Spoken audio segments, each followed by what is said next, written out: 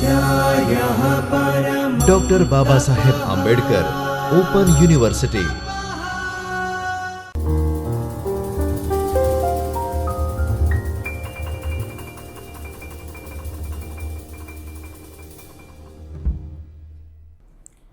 નમસ્કાર વિદ્યાર્થી મિત્રો, ડૉક્ટર બાબા સાહેબ આંબેડકર ઓપન યુનિવર્સિટીના જ્યોતિર્મય પરિસર ખાતે આવેલ ચૈતન્ય સ્ટુડિયોમાંથી હું કૃણાલ મિસ્ત્રી, આસિસ્ટન્ટ પ્રોફેસર ઓફ કોમર્સ, આપ સૌનું હાર્દિક સ્વાગત કરું છું. વિદ્યાર્થી મિત્રો, આજે આપણે તૃતીય વર્ષ બીકોમમાં અકાઉન્ટિંગ એન્ડ ફાઇનાન્સ 3 કે જેનો કોડ છે BCACFN 308, જેની અંદર આપણે ભાગ 2માં એકમ નંબર 7 મૂલ્યવૃદ્ધિના હિસાબો વિશે ચર્ચા કરીશું. વિદ્યાર્થી મિત્રો, સૌપ્રથમ આપણે તેની રૂપરેખા જોઈ લઈએ. રૂપરેખામાં સૌથી પહેલાં મૂલ્યવૃદ્ધિના હિસાબો જેની પ્રસ્તાવના વિશે આપણે ચર્ચા કરીશું. ત્યારબાદ મૂલ્યવૃદ્ધિના હિસાબો શું છે તેનો અર્થ અને તેનો ખ્યાલ સમજીશું, અને તેના પછી મૂલ્યવૃદ્ધિના હિસાબો કઈ રીતે રખાતા હોય છે અને તે કઈ રીતે શોધી શકાય, ધંધાકીય એકમમાં તેનો ઉપયોગ શું છે, તેના અલગ અલગ પ્રકારો વિશે આપણે ચર્ચા કરીશું, જેમાં કાચી મૂલ્યવૃદ્ધિ હોય, ચોખ્ખી મૂલ્યવૃદ્ધિ હોય, તેવી રીતે અલગ અલગ પ્રકારોની મૂલ્યવૃદ્ધિ વિશે ચર્ચા કરીશું.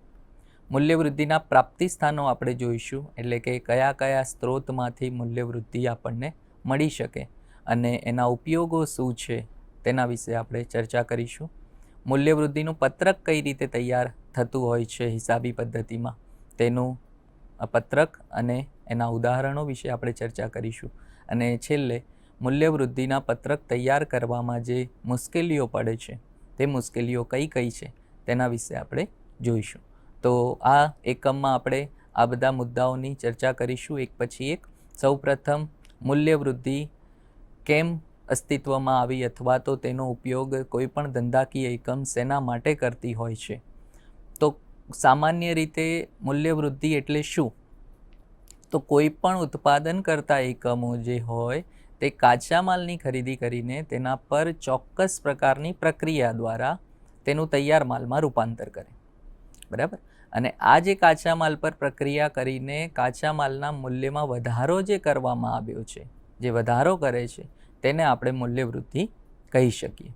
એટલે કોઈ પણ ઉત્પાદન કરતું એકમ હોય કે તે શું કરે, બજારમાંથી કાચો માલ લઈ આવે અને તે કાચા માલ ઉપર અમુક પ્રક્રિયા કરે, અને પ્રક્રિયા કરીને પછી તેને તૈયાર માલમાં રૂપાંતર કરે. તો જે કાચા માલથી તૈયાર માલ સુધી પહોંચાડવા માટે જે પણ પ્રક્રિયા થઈ અને તેના મૂલ્યમાં વધારો થયો, કારણ કે આપણે જોઈએ કે કોઈ પણ કાચો માલ હોય તે બજારમાંથી લાવીએ અને તેના ઉપર આપણે અમુક ખર્ચ કરીએ અને તૈયાર માલ જે આપણે વેચીએ તેની કિંમત વધી જાય. એક ઉદાહરણ અહીંયા આપ્યું છે કે 50,000નો કાચો માલ આપણે ખરીદીએ અને તેના ઉપર અમુક પ્રક્રિયા કરી તેને આપણે 1,25,000માં બજારમાં વેચ્યો. એટલે કે જે 75,000 રૂપિયા જે તેનું મૂલ્ય વધ્યું, તે 75,000 બીજું કશું નથી પરંતુ મૂલ્યવૃદ્ધિ છે તેમ કહી શકાય, બરાબર. તો એક ઉદાહરણ સમજીએ કે ધારો કે કોઈ ફર્નિચર બનાવતો વેપારી છે, ફર્નિચરનું કામ કરે છે, તો લાકડું લાવ્યો, બરાબર. ધારો કે 10,000 રૂપિયાનું તે લાકડું લાવ્યો. હવે લાકડું એ કાચો માલ છે, પરંતુ તે લાકડા ઉપર અમુક પ્રક્રિયા કરી અને તેને ફર્નિચરમાં રૂપાંતર કરી, સોફા સેટ બનાવ્યા, ટેબલ બનાવ્યા, ખુરશી બનાવી. તો આવી અલગ અલગ પ્રક્રિયા કરી તેણે સોફા સેટ 30,000 રૂપિયામાં વેચ્યું. તો જે 20,000 રૂપિયા જે કિંમતમાં વધારો થયો, મૂલ્યમાં વધારો થયો, તેને આપણે મૂલ્યવૃદ્ધિ કહી શકીએ, બરાબર. તો મૂલ્યવૃદ્ધિ એટલે કાચા માલથી તૈયાર માલ વચ્ચેનો જે પણ પ્રક્રિયાનો ખર્ચ છે અને જે મૂલ્યવૃદ્ધિ થાય છે તેને આપણે કહી શકીએ. તો આ મૂલ્યવૃદ્ધિ જુદા જુદા પક્ષકારોએ આપેલી સેવાનું મૂલ્ય છે એમ આપણે કહી શકીએ, કારણ કે લાકડું લાયા પણ એના ઉપર અમુક પ્રક્રિયા કરવી પડે અને તે પ્રક્રિયા માટે આપણે મજૂરો રાખ્યા હોય તો મજૂરી આપણે ચૂકવતા હોઈએ. સાથે સાથે આપણે કોઈ મશીનનો ઉપયોગ કર્યા હોય તો મશીનનો જે ખર્ચ થાય તેનો જે ઘસારો લાગે. કોઈ કારખાનામાં આપણે તે કામ કરી રહ્યા છે તો કારખાનાનું ભાડું છે અથવા તો કારખાનાને કોઈ પણ લગતા ખર્ચા હોય. તો આ તમામ જે ખર્ચ છે એટલે કે આ બધા જે પક્ષકારો છે કારણ કે આપણે ધંધાકીય એકમ શરૂ કર્યું હોય તો રોકાણકારોએ તેમાં રોકાણ કર્યું હોય તો આ બધા પક્ષકારોએ જે સેવાનું મૂલ્ય આપ્યું છે તે આપણે કહી શકીએ કે મૂલ્યવૃદ્ધિ છે. તો આ એનો ખ્યાલ હતો કે ભારતમાં પણ આ ખ્યાલનો ઉપયોગ થાય છે, પણ એ ખાસ પ્રચલિત નથી. કેમ પ્રચલિત નથી? તેના ઘણા બધા કારણો હોઈ શકે, પણ ઘણી કંપનીઓ આજે જે હિસાબો લખે છે, હિસાબી પદ્ધતિનો ઉપયોગ કરે છે, તેમાં મૂલ્યવૃદ્ધિનું પત્રક પણ તૈયાર કરતી હોય છે.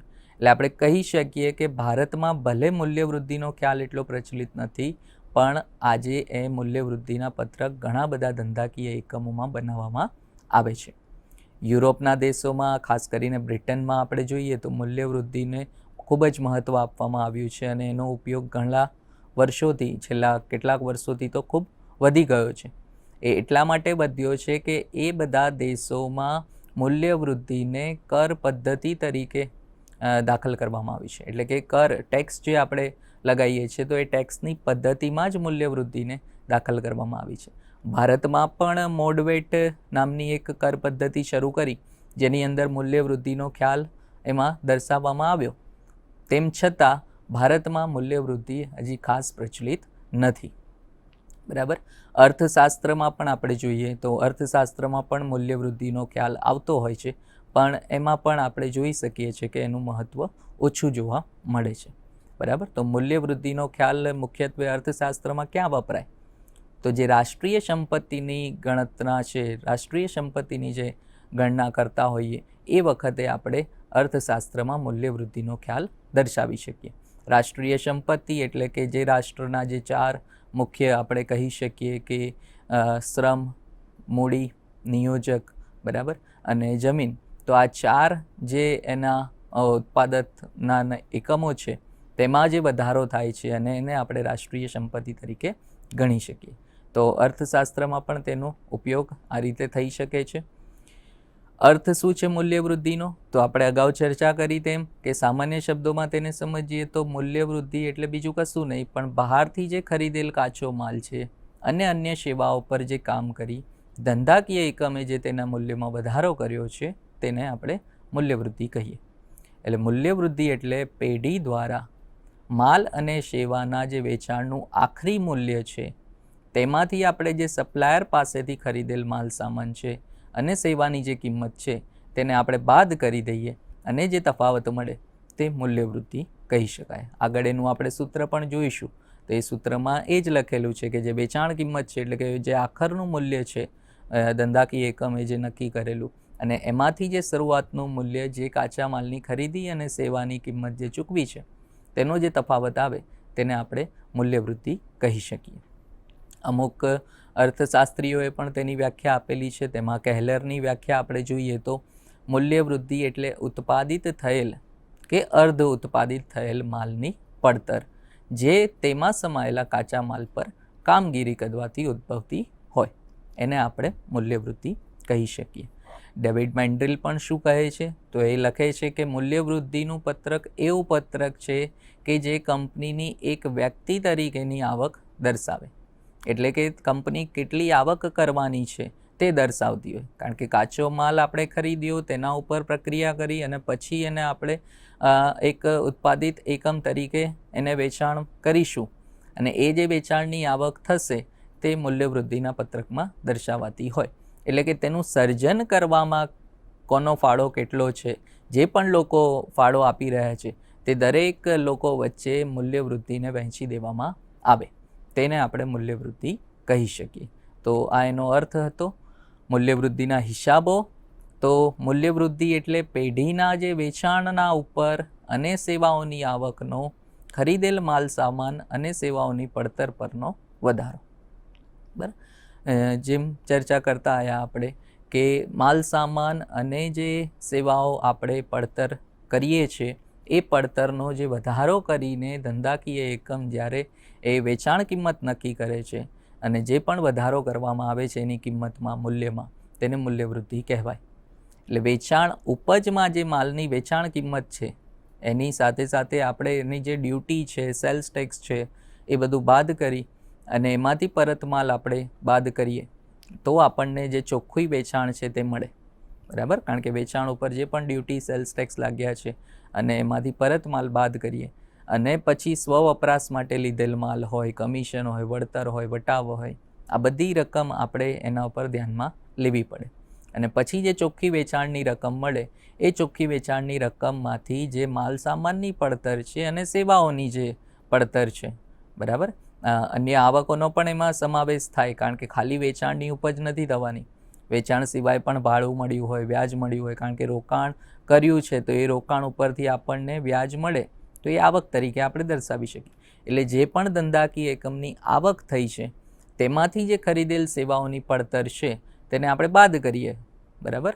પડતરમાં આપણે પાવર લઈ શકીએ, બળતણ છે, સમારકામ છે, નિભાવ સેવા, પોસ્ટેજ સ્ટેશનરી છે, બરાબર, કમિશન છે, વીમા પ્રીમિયમ છે, જાહેરાત છે, છપામણી છે, ઓડિટ ફી, કાનૂની ખર્ચ, આ તમામ ખર્ચાને બાદ કરવામાં આવે અને પછી જે રકમ મળે છે તેને આપણે મૂલ્યવૃદ્ધિ તરીકે ઓળખી શકીએ. તો આ રીતે મૂલ્યવૃદ્ધિના હિસાબો રખાતા હોય છે ધંધાકીય એકમમાં. સૂત્ર સ્વરૂપે આપણે સમજીએ તો મૂલ્યવૃદ્ધિ એટલે શું?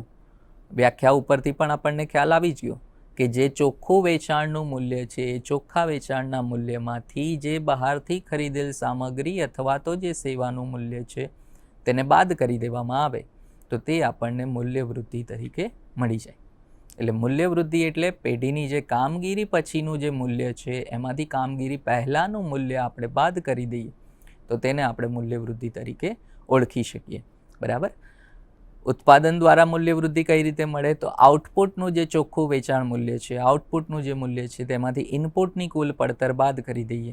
એટલે પર જે ઉપર આપણે જોયું તે જ અહીંયા દર્શાવ્યું છે, પણ આ ઉત્પાદન દ્વારા મૂલ્યવૃદ્ધિ. ઉત્પાદનથી જે આઉટપુટ આપણને મળવાનું છે, જે તૈયાર એકમ આપણને મળવાનું છે, એ તૈયાર માલની જે પણ વેચાણ મૂલ્ય છે તેમાંથી જે કાચો માલ હતો તે કાચા માલની જે કુલ પડતર થઈ છે તેને બાદ કરી દઈએ. હવે અહીંયા લખ્યું છે બાહ્ય ઇનપુટની પડતરમાં શું આવે? તો બાહ્ય ઇનપુટની પડતરમાં કાચા માલની ખરીદી આવી શકે, પ્રત્યક્ષ ખર્ચ આવી શકે, પરોક્ષ ખર્ચ આવી શકે. આ તમામ ખર્ચને આપણે બાહ્ય ઇનપુટની પડતર તરીકે લઈ શકીએ અને એ જે તફાવત આવે તેને આપણે મૂલ્યવૃદ્ધિ કહી શકીએ. એક ચાર્ટ દ્વારા સમજીએ કે ખરીદી કરી, સૌ પ્રથમ એ ખરીદીમાં માલ સામાન કે સેવાઓ અને અન્ય સામગ્રી જે પણ આપણે ખરીદી તેમાંથી આપણે જે પેઢીની સેવા એના ઉપર એટલે કે અલગ અલગ સેવાઓની કામગીરી લીધી, કર્મચારીઓ દ્વારા કામગીરી કરાવી, યંત્રો દ્વારા કરાવી, માલિકો દ્વારા એટલે કે જે પગાર, મજૂરી, ઘસારો, વ્યાજ, ડિવિડન્ડ, કરવેરા, ડ્યુટી, આ બધું જે ચૂકવણી કરી, આ બધી સેવાઓના પરિણામે આપણને શું મળશે? આઉટપુટ મળશે. અને એ આઉટપુટ એટલે તૈયાર માલ અને સેવા, અને તે જે આપણને કિંમત મળે એ વેચાણ કિંમત તરીકે ઓળખાશે. એટલે ખરીદીમાંથી આપણે વેચાણ કિંમત સુધી જે લઈ જઈએ અને તે જે વધારો થાય છે મૂલ્યમાં તેને આપણે મૂલ્યવૃદ્ધિ કહી શકીએ. તો આ એક એનો ચાર્ટ હતો. અલગ અલગ તેના પ્રકારો છે મૂલ્યવૃદ્ધિના. એમાં સૌ પ્રથમ પ્રકાર જોઈએ તો કાચી મૂલ્યવૃદ્ધિ કોને કહેવાય? તો કાચી મૂલ્યવૃદ્ધિ એટલે દરેક મૂલ્યવૃદ્ધિનું સૂત્ર સેમ જ આવશે કે જે કુલ વેચાણની મૂલ્ય છે તેમાંથી ઇનપુટની કિંમત બાદ કરી દઈએ એટલે ખરીદીની પડતર બાદ કરી દઈએ. પરંતુ અહીં આપણે ઘસારા સિવાયની પડતર લેવાની છે. એટલે કાચી મૂલ્યવૃદ્ધિ એને કહેવાય કે જે ઘસારાને ધ્યાનમાં લીધા વિના આપણે વેચાણ મૂલ્યમાંથી જે ઇનપુટની પડતર છે, કિંમત છે તે બાદ કરી દઈએ અને પછી જે મૂલ્યવૃદ્ધિ બાકી રહે તેને આપણે કુલ મૂલ્યવૃદ્ધિ કહી શકીએ અથવા તો તેને કાચી મૂલ્યવૃદ્ધિ કહેવાય, બરાબર. તો મૂલ્યવૃદ્ધિમાં જે મોટો ભાગ છે એ તો જનરલી કર્મચારીઓને જે પગાર, મજૂરી ચૂકવવામાં આપણે કરી દેતા હોઈએ છીએ. એટલે કે મજૂરી, પગાર, બોનસ, પેન્શન, કર્મચારી કલ્યાણના ખર્ચ છે, જે પણ અન્ય ખર્ચ આપણે લેતા હોઈએ તે. બીજો મોટો ખર્ચ શું થાય? તો જે મૂડી પૂરી પાડનારા છે તેના રોકાણકારના વ્યાજ અને ડિવિડન્ડ માટે આપણે ચૂકવણી કરવી પડે અને સાથે સાથે સરકારના જે અલગ અલગ પ્રકારના કરવેરા છે તે. આ ત્રણ મુખ્ય ખર્ચા કોઈ પણ ધંધાકીય એકમને થાય અને તે ત્રણ ખર્ચ કર્યા પછી આપણને તૈયાર એકમ મળે અને વેચાણ મૂલ્ય આપણે નક્કી કરી શકીએ, બરાબર. પણ ઇંગ્લેન્ડની કમિટીએ પોતાના રિપોર્ટમાં એવી ભલામણ કરી કે ઘસારો એ મૂલ્યવૃદ્ધિની વહેંચણી તરીકે એટલે કે ધંધાએ પોતાના વિકાસ અને નિભાવ માટે રાખેલી રકમ તરીકે આપણે ગણી શકીએ અને એટલા માટે આપણે કાચી મૂલ્યવૃદ્ધિમાં ઘસારાને ધ્યાનમાં લેતા નથી. એટલે ઘસારો બાદ કરવામાં આવતો નથી, બરાબર. તો સૂત્ર તો એ જ રહેશે કે વેચાણ મૂલ્ય એમાંથી માઇનસ કરીએ આપણે ઇનપુટની પડતર, પણ ઇનપુટની પડતરમાં જે ઘસારો ધ્યાનમાં લેવામાં આવે તે કાચી મૂલ્યવૃદ્ધિમાં નહીં આવે, બરાબર. એના સિવાયનું જે પડતર છે તેને આપણે બાદ કરીએ. બીજો જે પ્રકાર છે તે આવશે ચોખ્ખી મૂલ્યવૃદ્ધિ. હવે ચોખ્ખી મૂલ્યવૃદ્ધિ બીજું કશું નથી, જે કાચી મૂલ્યવૃદ્ધિ મળી, કુલ મૂલ્યવૃદ્ધિ મળી, તેમાંથી આપણે ઘસારાને બાદ કરી દઈએ. કારણ કે અમુક મંતવ્ય એવા પણ આવ્યા કે ઘસારાને આપણે બહારથી ખરીદેલ માલ સામાન અને અન્ય સેવાની જેમ બાહ્ય ઇનપુટમાં સમાવવાની ભલામણ કરી, બરાબર. જેમ કાચી મૂલ્યવૃદ્ધિમાં એવું ગણવામાં આવ્યું કે તેને આપણે બાહ્ય ઇનપુટ તરીકે ના ગણી શકીએ. કાચી મૂલ્યવૃદ્ધિમાં એવું નક્કી થયું કે ઘસારો જે છે એ ધંધાના નિભાવ ખર્ચ, વિકાસ ખર્ચ તરીકે રાખેલી રકમ છે, બરાબર. પણ ચોખ્ખી મૂલ્યવૃદ્ધિ એ ત્યારે શોધાય જ્યારે ઘસારો બાદ કરી દઈએ. એટલે કે ઘસારાને આપણે બાહ્ય ઇનપુટની પડતર તરીકે જ લેવામાં આવી, એટલે કે ખરીદી અને સેવાની જે પડતર છે તેના તરીકે જ ગણવામાં આવી. અને તે રીતે જે આપણને મૂલ્યવૃદ્ધિ મળે તેને આપણે ચોખ્ખી મૂલ્યવૃદ્ધિ કહેવાય, બરાબર. તો ઘણી કંપનીઓ આ રીતે પણ પોતાનું મૂલ્યવૃદ્ધિનું પત્રક તૈયાર કરે છે અને તેમની જે આ ગણતરી છે એમાં મિલકત પરનો ઘસારો પણ ગણવામાં આવે છે અને તે લોકો એવું ધારે છે કે જે મિલકત છે તે બહારથી ખરીદેલ છે અને ઘસારો એ પણ એનો ભાગ છે. હવે બહારથી જે પણ ખરીદ્યું છે તો એને તો આપણે બાહ્ય ઇનપુટની પડતરમાં લઈએ છીએ, એટલા માટે ઘસારાને પણ ચોખ્ખી મૂલ્યવૃદ્ધિમાં બાદ કરવામાં આવે છે, બરાબર. ત્રીજી જે મૂલ્યવૃદ્ધિ છે તે આર્થિક મૂલ્યવૃદ્ધિ. આર્થિક મૂલ્યવૃદ્ધિમાં શું આવે તો ધંધાકીય એકમની જે આર્થિક કામગીરી છે એ મૂલ્યવૃદ્ધિ પત્રક દ્વારા વધુ આપણે અર્થપૂર્ણ રજૂ કરી શકીએ. એટલે ખાલી નફો નુકસાન ખાતું હોય તો એનાથી તો નફો કે નુકસાન જાણી શકીએ, બરાબર. એનાથી એવું ના જાણી શકીએ કે ધંધાની આર્થિક સ્થિતિ શું છે, અથવા તો એ ધંધો આપણને નફો કરે છે કે નથી કરતો તેનો ખ્યાલ આવે, પણ એ ધંધાનો ફાળો કેટલો છે રાષ્ટ્રીય સંપત્તિમાં અથવા તો અર્થતંત્રમાં એ આપણને નફા નુકસાન ખાતા ઉપરથી જાણવા ન મળે. એટલે જ્યારે એ જાણવું હોય કે તે અર્થતંત્રમાં કેટલો ફાળો આપી રહ્યું છે દેશના અર્થતંત્રમાં, તો તે જાણવા માટે આપણે આર્થિક મૂલ્યવૃદ્ધિને ધ્યાનમાં લેવી પડે. કારણ કે ઘણા બધા ધંધા એવા છે, ધંધાકીય એકમ એવા છે કે જે નફો ન કરતા હોય. હવે નફો ન કરે એનો મતલબ એ નથી કે તે અર્થતંત્રમાં કોઈ ફાળો જ નથી આપતો, કારણ કે અર્થતંત્રમાં ફાળો ન આપે એનો મતલબ તો એ કંપની કે એ ધંધાકીય એકમને બંધ કરી દેવું પડે, પણ એવું અહીંયા થતું નથી. એટલે કે નફો તો એ શું છે કે સંપત્તિના જે કુલ સર્જન છે એનો એક ભાગ છે. એટલે ધંધાએ કેટલી મૂલ્યવૃદ્ધિ કરી તે આપણને રાષ્ટ્રીય સંપત્તિમાં ફાળો જે એનો છે એના ઉપરથી મૂલ્યાંકન કરી શકીએ. કારણ કે રાષ્ટ્રીય સંપત્તિમાં જેટલો વધારો થયો તે ખરેખર એની મૂલ્યવૃદ્ધિ થઈ છે તેમ આપણે કહી શકીએ, બરાબર. ઘણા બધા એકમ એવા છે કે જે આપણે કહી શકીએ કે જે નફાના હેતુથી ખુલ્યા જ નથી, બરાબર. અલગ અલગ એકમો ચાલતા હોય છે, તો એ બધા એકમો નફાના હેતુથી નથી ખુલ્યા, તો શું એ બંધ કરી દેવાના કે એનો કોઈ અર્થતંત્રમાં ફાળો નહીં હોય એવું માની લેવાનું? એવું નથી હોતું. તે પણ રાષ્ટ્રીય સંપત્તિમાં એટલો જ ભાગ ભજવે છે અને તેનો પણ ફાળો એટલો જ હોય છે. એટલા માટે રાષ્ટ્રીય સંપત્તિમાં તે કેટલો ફાળો આપે છે તે શોધવા માટે આર્થિક મૂલ્યવૃદ્ધિને ધ્યાનમાં લેવામાં આવે. એટલે અર્થતંત્રમાં તે કુલ કેટલો ફાળો આપી રહી છે તેના ઉપરથી તેની આર્થિક મૂલ્યવૃદ્ધિ નક્કી થાય અને આ ખ્યાલ આપણે રાષ્ટ્રીય સંપત્તિ માપવા માટે કરી શકીએ, બરાબર.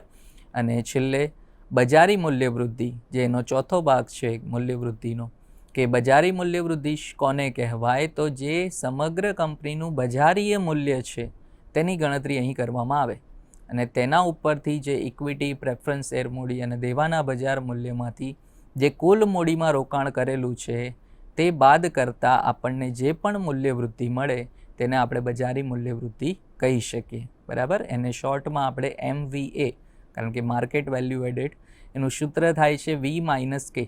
V એટલે શું તો કંપનીનું જે બજાર મૂલ્ય છે હાલનું તે, એટલે કે જે એની ઇક્વિટી, પ્રેફરન્સ મૂડી છે, દેવું છે, તે બધાની બજારમાં અત્યારે મૂલ્ય કેટલું છે, બજારી કિંમત કેટલી છે તે, તેમાંથી એણે જે કુલ મૂડી રોકી છે તે બાદ કરી દઈએ તો આપણને બજારી મૂલ્યવૃદ્ધિ મળે. ધારો કે કોઈ કંપની છે કે તેની ઇક્વિટી મૂડી, પ્રેફરન્સ મૂડી અને દેવાનું હાલમાં બજાર મૂલ્ય 10 લાખ રૂપિયા છે, પરંતુ આપણે જે કંપનીએ જે કુલ મૂડી રોકાણ કર્યું છે એ 7 લાખ રૂપિયા છે, તો એ 10 લાખમાંથી 7 લાખ રૂપિયા બાદ કરીએ એટલે 3 લાખ રૂપિયા એની મૂલ્યમાં વૃદ્ધિ થઈ. એટલે 7 લાખનું રોકાણ કરી હાલ બજારમાં જે કિંમત છે તેના રોકાણની, એટલે કે જે પણ એના પાસે મૂડી છે તેની જે હાલની બજાર કિંમત છે તે 10 લાખ છે. એટલે 3 લાખ રૂપિયાની બજારી મૂલ્યવૃદ્ધિ છે તેમ આપણે કહી શકીએ.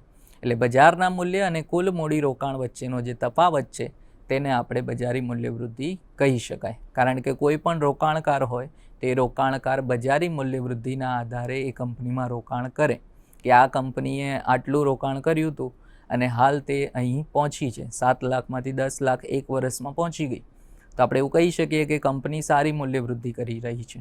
અને એના ઉપરથી ખ્યાલ આવે કે એ ધંધાકીય એકમમાં એ કંપનીમાં રોકાણ કરી શકાય કે નહીં.